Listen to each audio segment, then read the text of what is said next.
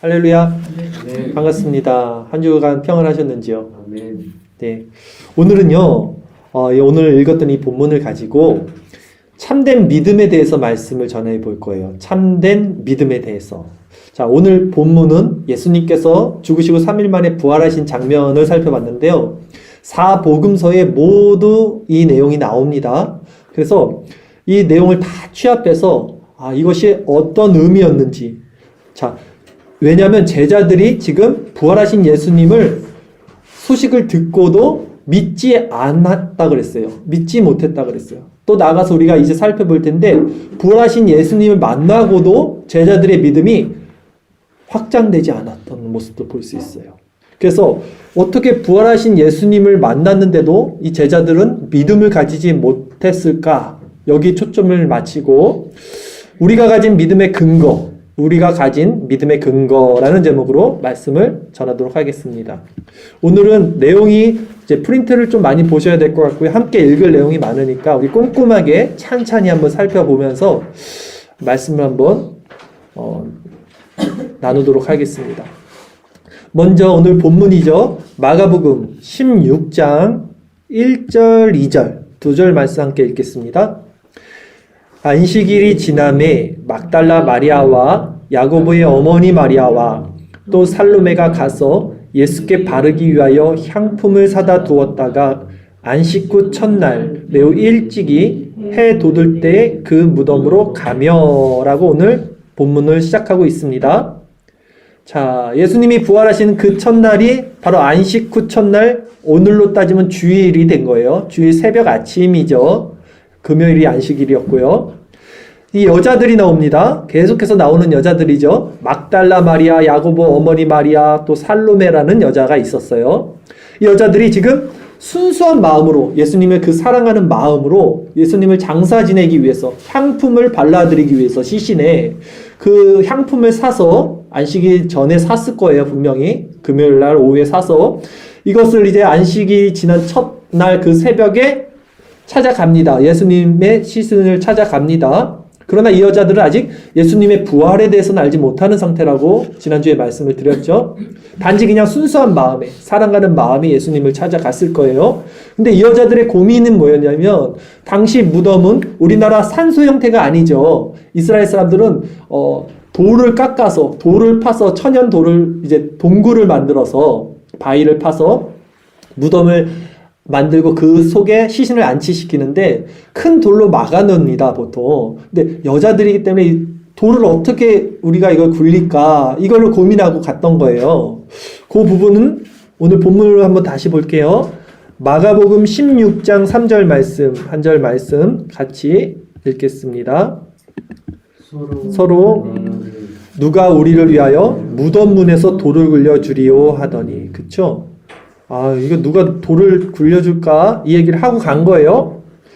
그런데 어찌된 영문인지 여자들이 이제 도착했을 때 문이 열려 있었어요. 돌문이 열려 있었어. 커다란 돌문이 열려 있었고 무덤을 지키는 경비병들이 보통 있는데 지금 예수님을 이제 로마 병사들이 아마 있었을 때 이 병사들도 안 보입니다.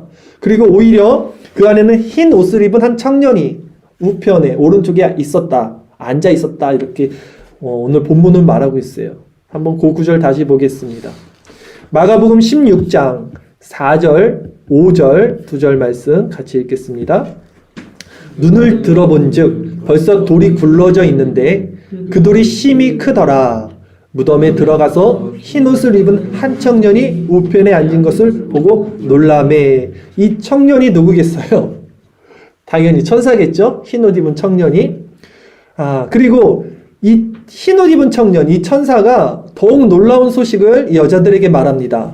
본문 마가복음 16장 6절 7절 6절 7절 2절 말씀 같이 읽겠습니다. 청년이 이르되 놀라지 말라. 너희가 십자가에 못 박히신 나사렛 예수를 찾는구나. 그가 살아나셨고 여기 계시지 아니하니라. 보라, 그를 두었던 곳이니라. 가서 그의 제자들과 베드로에게 이르기를 예수께서 너희보다 먼저 갈릴리로 가시나니 전에 너희에게 말씀하신 대로 너희가 거기서 배우리라 하라 하는지라. 이렇게 천사들이 여자들에게 예수님 부활 소식을 알려주고 또 갈릴리로 갈 것을 예수님께서 제자들에게 말씀하신 적이 있었어요. 이미 그 갈릴리에서 예수님이 먼저 가서 기다리고 있다. 제자들에게 이것을 알려라. 이렇게 전합니다. 근데 이 여자들이 이제 그걸 알리러 갔는데 뭐래요? 제자들이 믿지 못해요. 이 여자들의 말을. 그게 오늘 본문 마지막입니다. 마가복음 16장 8절에서 마지막 11절까지 말씀 우리 쭉 같이 읽겠습니다. 여자들이 몹시 놀라 떨며 나와 무덤에서 도망하고 무서워하여 아무에게도 아무 말도 하지 못하더라. 예수께서 안식 그 첫날 이른 아침에 살아나신 후 전에 7 귀신을 쫓아내어 주신 막달라 마리아에게 먼저 보이시니 마리아가 가서 예수와 함께하던 사람들이 슬퍼하며 울고 있는 중에 이 일을 알림해 그들은 예수께서 살아나셨다는 것과 마리아에게 보이셨다는 것을 듣고도 믿지 아니하니라. 아멘. 이게 오늘 본문 내용이었습니다. 자, 오늘 본문에 예수님의 부활 사건은요, 제가 말씀드렸듯이 4복음서에 모두 기록이 돼 있어요. 그래서 이 4복음서를 제가 취합을 해서 통합적으로 사건이 일어난 순서대로, 시간 순서대로 제가 나열을 한번 해봤거든요. 어떻게 되냐면 이렇게 됩니다. 먼저 안식일이 지난 첫날 주일 새벽에, 그러니까 주일 새벽에 예수님께서 부활하시고 처음 누구에게 모습을 보여주셨냐면 막달라 마리아, 7 귀신 들렸던 막달라 마리아에게 처음 모습을 보여줍니다. 예수님이 부활하고 처음 본 사람이 막달라 마리아였어요. 그 구절인데요. 한번 쭉 살펴볼게요. 요한복음 20장 11절 18절 말씀, 우리 주일 설교 말씀 구절입니다. 내용이 상당히 긴데 한번 조금 빠른 속도로 같이 한번 읽어보겠습니다. 마리아는 무덤 밖에 서서 울고 있더니 울면서 구부려 무덤 안을 들여다보니 흰옷 입은 2 천사가 예수의 시체 누였던 곳에 하나는 머리편에 하나는 발편에 앉았더라. 천사들이 이르되 여자여 어찌하여 우느냐 이르되 사람들이 내 주님을 옮기다가 어디 두었는지 내가 알지 못함이니이다. 이 말을 하고 뒤로 돌이켜 예수께서 서 계신 것을 보았으나 예수이신 줄은 알지 못하더라. 예수께서 이르시되 여자여 어찌하여 울며 누구를 찾느냐 하시니 마리아는 그가 동산지기인 줄 알고 이르되 주여 당신이 옮겼거든 어디 두었는지 내게 이르소서. 그리하면 내가 가져가리이다. 예수께서 마리아야 하시거늘 마리아가 돌이켜 히브리 말로 라보니 하니 이는 선생님이라는 말이라. 예수께서 이르시되 나를 붙들지 말라. 내가 아직 아버지께로 올라가지 아니하였노라. 너는 내 형제들에게 가서 이르되 내가 내 아버지 곧 너희 아버지 내 하나님 곧 너희 하나님께로 올라간다 하라 하시니 막달라 마리아가 가서 제자들에게 내가 주를 보았다 하고 또 주께서 자기에게 이렇게 말씀하셨다 이르니라. 아멘. 이게 처음 예수님이 나타나셔서 마리아를 만나 주신 거예요. 근데 참고로 사복음서에 기록된 예수님의 부활 사건 내용을 다 살펴보면요, 이상한 점을 하나 발견했어요. 뭐냐면 내용들이 다 달라요. 내용들이 다 달라. 아까는 우리 천사가 2명, 1명 있었죠. 1명 마가복음에서. 근데 지금 읽은 요한복음에서는 천사가 2이 나오고요.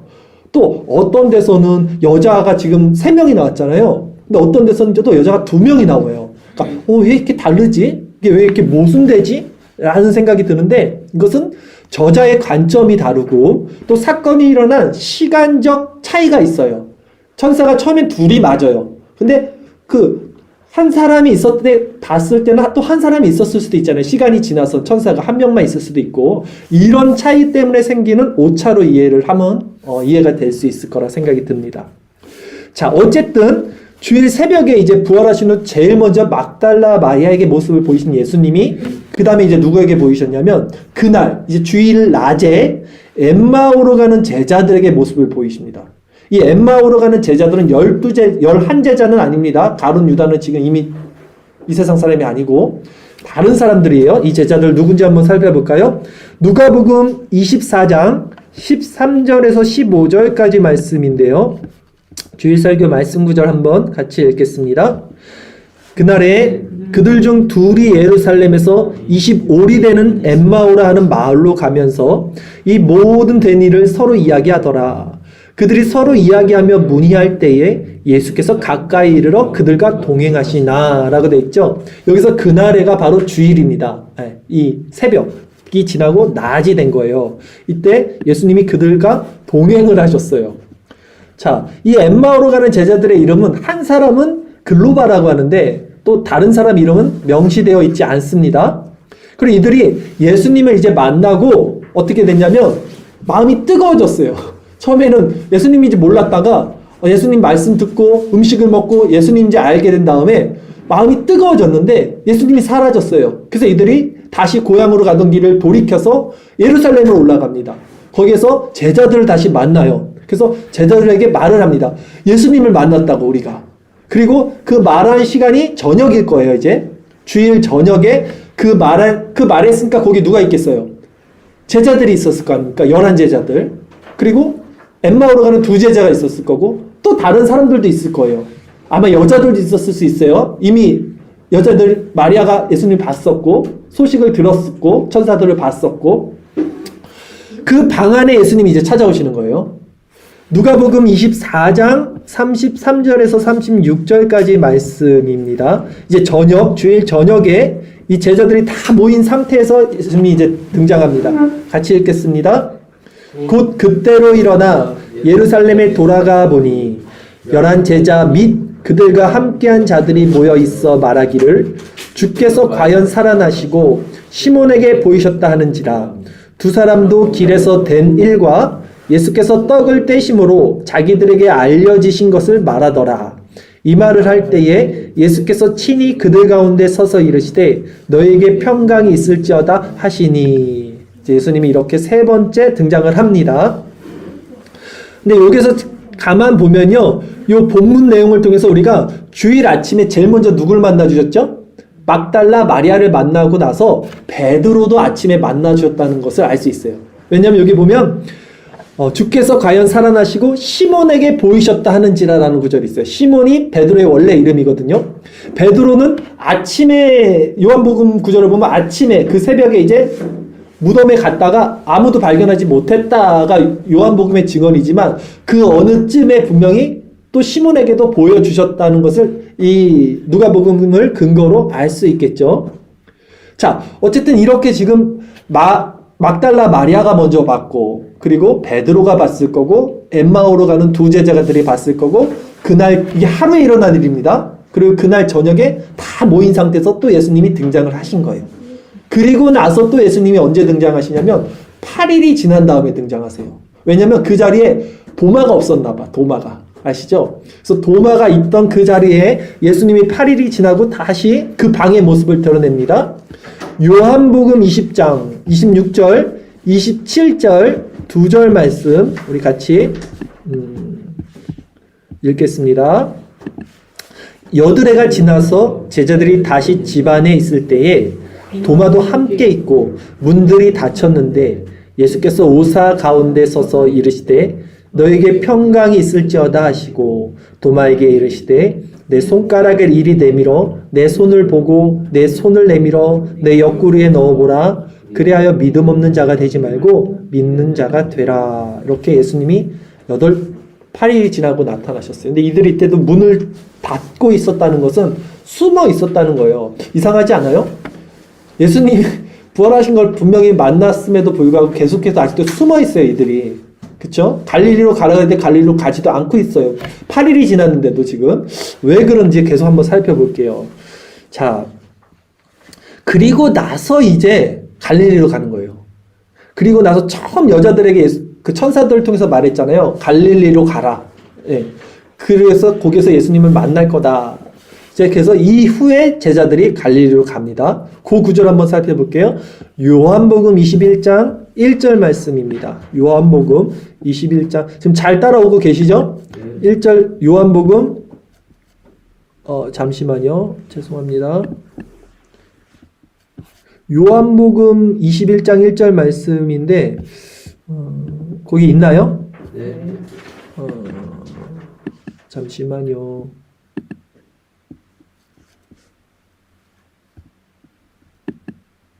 예, 그러면 그걸 그냥 읽어봅시다. 같이 읽겠습니다. 그 후에 예수께서 디베라 호수에서 또 제자들에게 자기를 나타내셨으니 나타내신 일은 이러하니라 라고 했어요. 그렇죠? 그 후에 8일이 지나고 또 그 후에 어느쯤에 이제 디베라 호수는 디베라 바다라고도 하고 갈릴리 아시죠? 호수라고도 하는 바다라는 그 윗지방에서 이제 예수님 만나는 거예요. 그리고 거기서 시간을 보내고 이제 거기서 승천을 하셔요. 예수님이 갈릴리 지방 쪽에서. 자, 그러니까 이제 사복음서를 시간 순서대로 제가 다시 한번 쭉 정리를 해보면 예수님께서는 가장 먼저 주일 새벽에 막달라 마리아에게 모습을 보이셨고요. 그 다음에 시몬 베드로에게 아마 그 새벽에 아마 보이셨을 겁니다. 같이. 그리고 그날 낮에 엠마오로 가는 두 제자, 그리고 그날 저녁에 제자들이 있던 방, 그리고 나서 8일이 지나고 또 그 방에서 도마까지 있던 상황에서 보이셨고요. 그리고 마지막으로 갈릴리 호숫가에서 제자들을 만나 주신다. 이해됐죠? 이게 사복음서를 취합해서 본 거예요. 이제 여기서 중요한 것은 뭐냐면 예수님께서 계속적으로 제자들을 찾아와 주시는 있다는 거예요. 마가복음 16장 14절 말씀인데요. 잠시만요. 오늘 이게 마가복음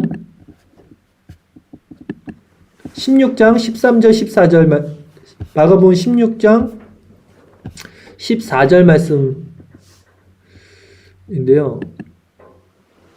잠시만요. 죄송합니다.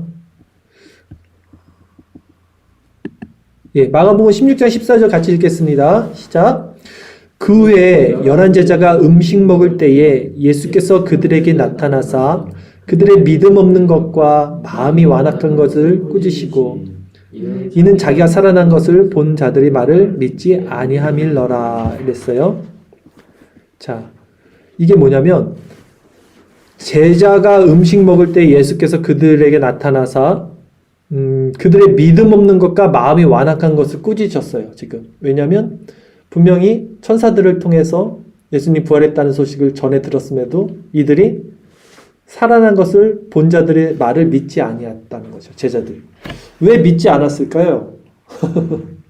왜 이렇게 믿음이 없었을까? 왜냐하면 예수님이 살아있을 때도 죽은 자를 살리신 경험도 있었고 분명히 이 정도 능력 취할 수 있었고 자기가 부활하실 거라는 것도 몇 번이나 얘기를 했거든요. 사실. 근데도 믿지 않은 상태라는 거예요.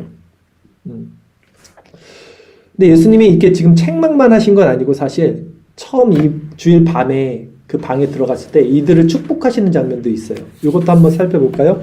요한복음 20장 19절에서 22절까지 말씀 같이 읽겠습니다.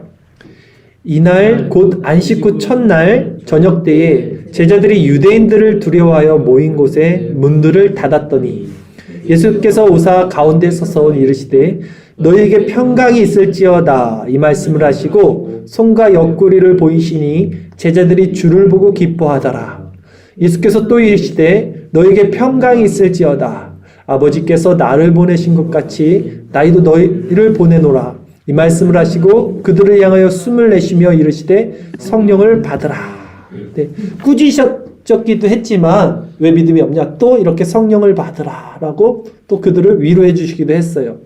자, 그러나 이제 눈여겨볼 것은 뭐냐면 제자들의 상태는 부활하신 예수님을 만나고도 자신들은 예수님을 따를 수 없다는 생각으로 꽉 차 있었어요. 지금 무슨 말인지 아세요? 이 제자들이 어떤 사람들이냐면 지금 예수님을 배신했잖아요. 배신했어요. 예수님 십자가에서 죽을 때 다 도망갔잖아요. 근데 예수님이 부활하셨으니까 마냥 좋을 수가 없어요. 물론 기뻤지만 예수님은 자기가 배신했던 게 있기 때문에 마냥 기뻐할 수가 없어서 예수님을 따를 수 있다는 생각을 할 수가 없는 상태라는 거예요. 지금 이런 마음이 있었다는 거예요. 근데 예수님이 계속해서 포기하지 않으시고 제자들에게 계속 보여주시고 나타내 주시는 거예요. 그래서 8일이 지나고 또 나타나셨던 모습 있죠. 아까 살펴봤던 그거 한번 다시 살펴볼게요. 요한복음 20장 26절에서 29절까지 말씀입니다. 요한복음 20장 26절 29절도 한번 같이 읽겠습니다. 여드레를 지나서 제자들이 다시 집 안에 있을 때에 도마도 함께 있고 문들이 닫혔는데 예수께서 오사 가운데 서서 이르시되 너희에게 평강이 있을지어다 하시고 도마에게 이르시되 내 손가락을 이리 내밀어 내 손을 보고 내 손을 내밀어 내 옆구리에 넣어보라. 그래야 믿음 없는 자가 되지 말고 믿는 자가 되라. 도마가 대답하여 이르되 나의 주님이시오 나의 하나님이시니이다. 예수께서 이르시되 너는 나를 본고로 믿느냐? 보지 못하고 믿는 자들은 복되도다 하시니라. 아멘.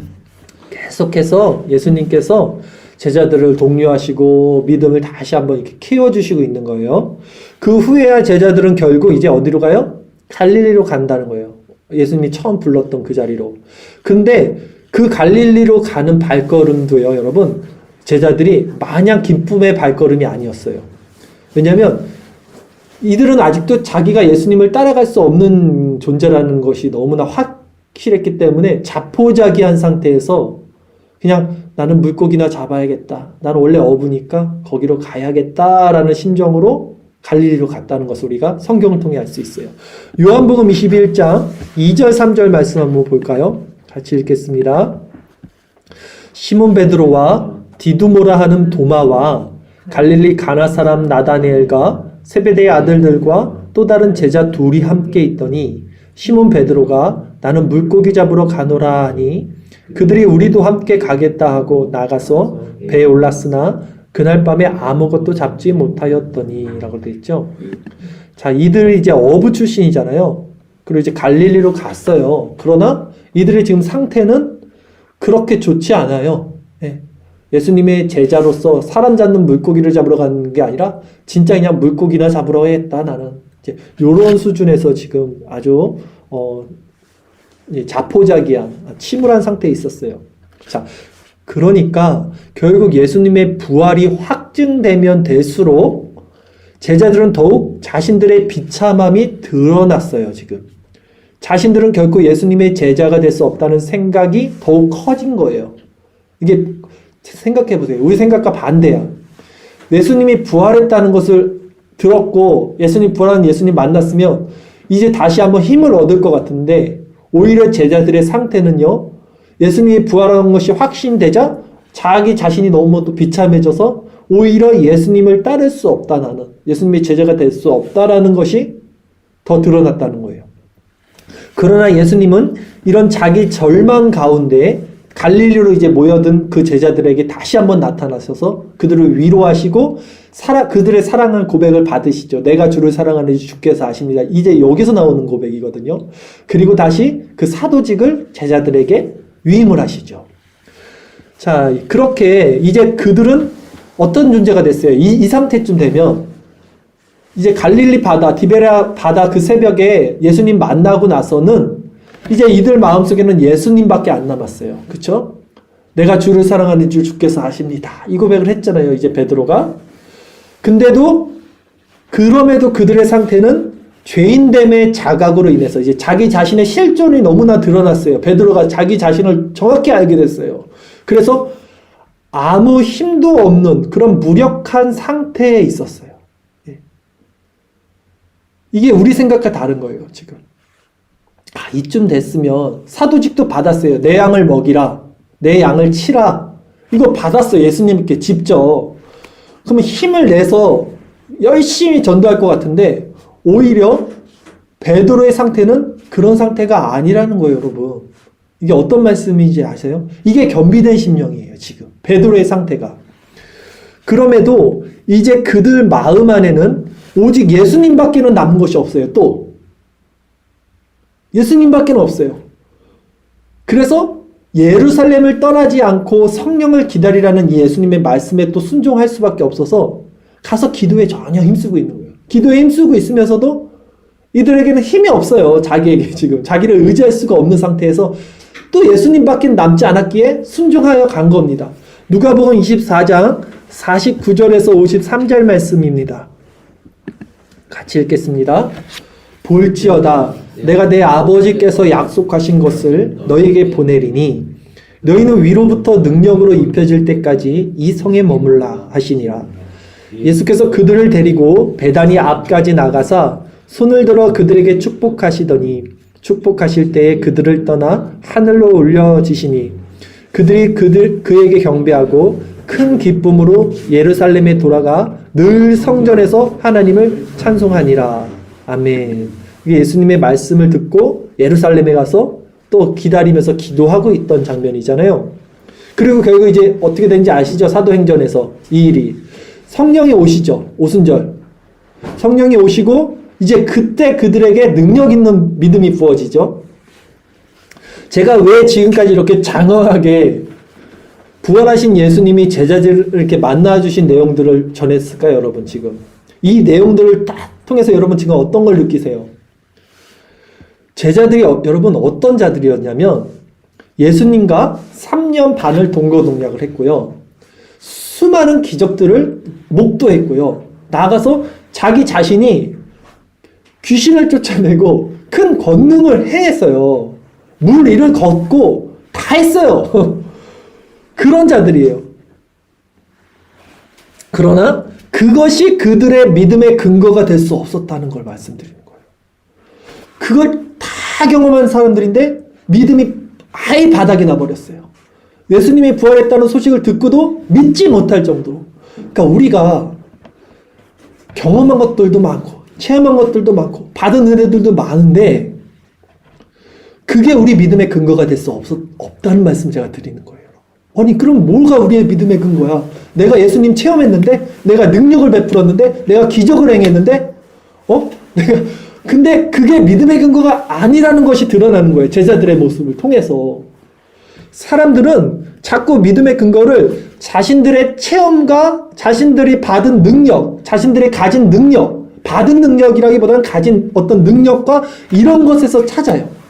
그런데 오늘 본문에 보면 오히려 그런 것들, 이런 능력들, 체험들은 제자들로 하여금 자신이 믿음 없음을 드러내버리는 수단이 되는 거예요, 오히려. 자기가 받았던 모든 것들이 이게 아니었구나, 내가 잘못 잡고 있었구나, 내 믿음의 근거를 그 수단으로 주어진 게 된 거예요. 다 드러났어요, 다. 모든 것이. 그 믿음 없음이. 또한 제자들이 어떤 자였냐면 부활하신 예수님의 소식을 듣고 부활하신 예수님을 만났고 근데도 그들은 예수님을 따를 수 없는 존재였어요. 그것이 드러난 거예요. 이해 가세요? 만약에 진짜 우리 앞에 예수님이 나타나거나 계시를 듣거나 음성을 들으면 우리는 어떨 것 같아요? 힘이 나고 막 나는 모든 걸 다 가진 것 같고 능력을 가질 것 같은데 지금 이 제자들은 정말 그 부활하신 예수님을 만났기 때문에 오히려 절망에 빠졌다고요. 절망에 빠졌다고요. 왜? 자기가 예수님을 따를 수 없는 존재임이 더 드러나 버렸기 때문에. 이것이 인간이 가진 실존의 모습이에요, 여러분. 하나님을 대면한 사람들의 나타난 반응이에요. 하나님이 누구신지를 정확히 알고 내가 누군지를 알게 된 사람들에게 나타난 반응은 절망 가운데 떨어지는 거예요. 자기 절망. 인간이 자기 자신에 대해 진정 알게 되면 하나님을 따를 수 있는 존재가 아니라는 것을 알게 돼요. 그래서 나는 하나님을 따를 수 없는 존재라는 것이 드러나는 거예요. 여러분. 그러니까 사람들에게 믿음의 근거가 어디냐면 다 하나님 믿고 있고 다 예수님 믿고 있어요. 다 예전에 은혜 받았고 다 자기 성령 충만 받았어요. 그걸 가지고 나는 하나님을 믿고 있고 하나님께 은혜 받았고 예수님을 믿는다라고 말을 하는데 그게 아니라는 거예요. 믿음의 근거는 절대 내가 갖고 있는 그것들이 아니라는 거예요. 그러기에 믿음의 주체는 오직 하나님께 있어요. 믿음의 주체라는 것은 하나님께 있어요. 저는 오늘 이 말을 하고 싶은 거예요, 여러분. 잘 들어보세요. 참된 믿음의 상태는요, 이 겸비된 심령에서 주어지는데 믿음의 근거를 절대로 나 자신에게 둘 수 없어요. 절대로 나 자신에게. 여러분이 성경을 통해서 인간이 어떤 존재인지를 진정 알게 되면 믿음과 구원이 하나님의 전적인 주권과 은혜의 선물임을 알게 되고 인간 스스로 구원에 있어서 보탤 수 있는 믿음은 그 어떤 것도 없음을 확신하게 될 거예요. 이게 어떤 말씀인지 여러분 아셔야 돼요. 우리는 스스로 하나님을 알 수도 없고 또 예수님을 믿을 수도 없고요. 또 예수님을 믿었다고 해도 그 예수님을 따라갈 수도 없어요. 그게 우리애라고요. 이 자각이 생기는 건 너무나 중요해요. 사람들이 다 오해하고 있어요. 왜? 인본주의, 또 알미니엄주의, 인간의 자유의지, 보편속죄 다 이 교리 안에 있기 때문에 내가 믿을 수 있다고 생각해. 하나님이 나에게 보여주시면 내가 그거 붙잡을 수 있다고 생각해. No, 절대 아니에요. 성경은 그걸 얘기하지 않아요. 예수님이 나타났음에도 불구하고 오히려 절망 가운데 빠지는 게 진짜 믿음이라고요. 자신이 하나님을 믿는다고 생각하는 것은요, 믿을 수 있다라고 생각하는 것은, 내가 하나님을 믿을 수 있다라고 생각하는 그것은 뭐냐면 아직 죄의 상태가 뭔지 모르는 거예요. 죄가 뭔지도 모르는 거고, 내가 죄인이라는 것이 어떤 의미인지도 모르는 거예요. 그거는 우리의 믿음에 대한 정의는 자체가 완전히 달라져야 돼요. 사람들이 갖고 있는 믿음의 정의는 완전히 달라져야 돼요. 이 말씀 듣고 여러분들 완전히 깨져야 돼요. 우리는 믿음을 가질 수 있는 존재가 아니라는 거예요. 지금 제 말은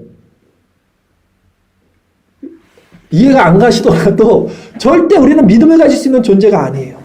오늘 본문에 예수님의 부활이 확실해지면 질수록 제자들의 믿음이 더욱 강화되는 것이 아니라 오히려 자신은 예수님을 따를 수 없다는 자임이 더욱 커졌다는 사실을 여러분 분명히 기억하십시오. 우리가 지금 봤잖아요. 성경을 쭉. 그럼 이제 우리 어떻게 해야 됩니까? 우리 고백은 이렇게 돼야 돼요. 주님, 나의 소망은 당신뿐입니다. 예수님께서 나같이 믿음이 없어 하나님을 따를 수도 없는 자들을 찾아와 주시고, 지금 예수님 찾아와 주셨잖아요. 그리고 만나 주셨잖아요. 만나 주시고 또 끝까지 포기하지 않으셨잖아요.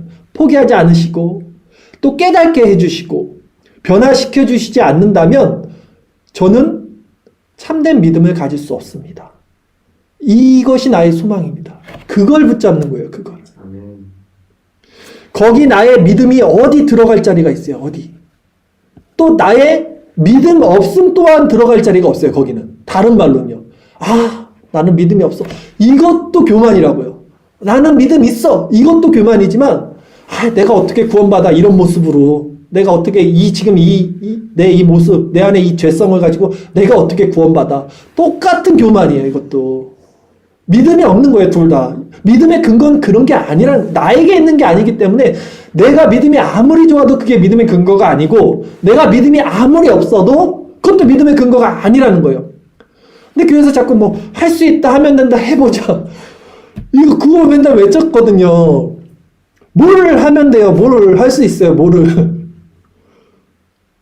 어디 내 믿음이 들어갈 자리가 어디 있어요? 이 하나님의 주권과 믿음이 선물과 그 은혜의 구원에 있어서 우리는 어떠한 믿음도 스스로 만들어낼 수 없어요, 여러분. 모든 것은 하나님의 주권과 은혜입니다. 그러기에 또한 하나님이 우리를 포기하지 않으신다면 우리도 우리 스스로 자신을 포기해서도 안 돼요. 이것이 얼마나 큰 은혜입니까, 여러분? 이게 진짜 큰 은혜예요. 하나님이 우리를 포기하시지 않으면 우리도 우리를 포기할 수 없는 거예요. 나 같은 놈이 내가 죄성이 많은데 내가 어떻게 구원받겠어? 하나님이 중요한 거지 내가 중요한 게 아니에요. 항상 우리의 초점, 우리의 시선, 우리가 주목하는 게 어디 있는지를 보시라고요. 우리의 믿음의 근거가 어디 있는지를 보시라고요. 사람들은 자꾸 나를 봐요. 내 상태를 보고 내 환경을 보고 내 모습을 보는데 오늘 성경이 말하는 건 믿음의 근거는 그게 아니라는 거예요. 전혀 그와 상관없다는 거예요. 우리의 믿음의 근거와 우리의 믿음의 소망은 뭐냐면 하나님의 주권과 그분의 선물을 주시는 그 믿음인데 우리가 바라봐야 할 소망은 하나예요. 예수 그리스도라는 거예요. 그게 어떻게 확증되는지 로마서 8장 31절 34절 말씀에 우리가 이 말씀에 소망을 둬야 돼요. 이 말씀에. 같이 한번 읽겠습니다. 그런즉 이 일에 대하여 우리가 무슨 말 하리요? 만일 하나님이 우리를 위하시면 누가 우리를 대적하리요? 자기 아들을 아끼지 아니하시고 우리 모든 사람을 위하여 내주시니가 어찌 그 아들과 함께 모든 것을 우리에게 주시지 아니하겠느냐? 누가 능히 하나님께서 택하신 자들을 고발하리요? 의롭다 하신 이는 하나님이시니 누가 정죄하리요? 죽으실 뿐 아니라 다시 살아나신 이는 그리스도 예수시니 그는 하나님 우편에 계신 자요 우리를 위하여 간구하시는 자시니라. 이게 우리 믿음의 근거예요. 이게 여러분, 이거 붙잡으시라고요. 다른 거 보지 마시고, 내 자신도 보지 말고, 이게 믿음의 근거라. 예수 그리스도. 누가 우리를 대적하리요? 하나님이 우리를 위하시면 누가 우리를 대적하리요? 누가 우리를 고발하리요? 누가 능히 하나님께서 택하신 자들을 고발하리요? 이것이 우리의 소망이 돼야 돼요, 여러분. 이것이 믿음의 근거가 돼야 돼요. 이 예수님이 우리가 가진 믿음의 근거라는 것이죠. 우리는 이 예수 그리스도를 붙잡는 믿음 안에 있어야 돼요. 이것이 교회의 정체성입니다. 제자들을 보세요, 지금. 자기 자신을 의지했던 모든 것들이 다 깎여 나가고 아무것도 남지 않아서 오히려 예수님이 나타나시고 말씀해 주시고 부활하시니까 더더욱 절망 가운데 떨어졌습니다. 그런데 그들의 마음에 변한 거 하나는 뭐예요? 예수님이 없이는 살 수 없어서 이제는. 예수님을 따라갈 수 없지만 예수님 없이는 또 살 수 없어요. 아주 비참해요. 아주 비참한. 이게 뭐라고요? 겸비된 심령이에요. 여기서 진짜 믿음이 시작이 돼요. 이 상태에서. 그 상태에서 하나님의 성령이 오시니까 그들이 그 파워, 그 능력을 갖게 된다는 거예요, 여러분. 이게 교회 정체성이에요. 우리 스스로 그분을 만날 수 없습니다. 그분을 믿을 수도 없고요. 우리가 그분을 믿는다 하더라도 따라갈 수 없어요. 착각하면 안 돼요, 우리는. 그분이 친히 우리 안에 성령으로 찾아오셔서 그분의 열심으로 그분이 자신의 구원을 성취하시는 거예요, 그냥. 다. 그래서 그분을 따를 수 있는 힘과 능력을 그분이 우리에게 성령을 통해서 주시는 거지. 사실이 그래서 반드시 구원을 완성해 가시는 거예요. 그분이 스스로. 그것이 우리의 소망이고 그것이 우리의 은혜가 되는 거예요. 우리에게는. 하나님께서 오늘 이 시간 오직 예수 그리스도만을 생명으로 바라는 우리들에게 친히 이 말씀을 통해서 조명하심을 통해서 성령의 충만함으로 함께 하시고 우리에게도 이제 주님을 따를 수 있는 힘과 능력을 부어주시기를. 그래서 오직 하나님과 그리스도만이 영광 받아주시기를. 왜냐하면 우리가 그리스도를 따를 수 있는 힘과 능력이 우리에게 있는 것이 아닌 하나님의 성령과 은혜와 선물로 주어지면 우리가 알게 되면 이것을 가지고 우리는 하나님께 영광을 돌립니다. 이 구원을. 그런 자들이 될 수 있기를 기도합시다.